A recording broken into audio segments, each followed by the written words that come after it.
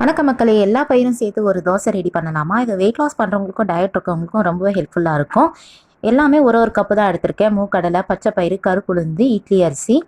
இதை 6 மணி நேரம் ஊற வச்சு அதுக்கப்புறம் அரைச்சி எடுத்திருக்கேன். அரைச்ச மாவில் தேவையான அளவு உப்பு சேர்த்துக்கோங்க. ரொம்ப அதிகமாக சேர்த்துறாதீங்க. அகைன் அது ஒரு 6 மணி நேரம் அப்படியே வெயிட் பண்ணட்டும். அப்போ தான் மாவு நல்லா புளிக்கும். இந்த அளவுக்கு தண்ணியாக இருந்தால் போதுங்க. நமக்கு தோசை ஊற்ற அப்போ தான் ஈஸியாக இருக்கும். ரொம்ப தண்ணியாக இருந்தால் தோசை ஊற்ற வராது. நம்ம தோசை ரவுண்டாக அழகாக வரணும்னா கொஞ்சம் பொறுமையாக தான் ஊற்றணும். வெயிட் லாஸ் பண்ணணும்னு நினைக்கிறவங்க கண்டிப்பாக நெய் பயன்படுத்தாதீங்க. ஆனால் நெய் ஊற்றி சுட்டால் ரொம்ப சூப்பராக இருக்கும்.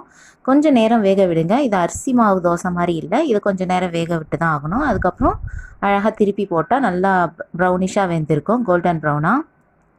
திருப்பி போட்டு இன்னும் கொஞ்சம் நேரம் அதேமாரி வேக விட்டு திருப்பி எடுத்து பார்த்தீங்கன்னா நல்லா வெந்திருக்கும்.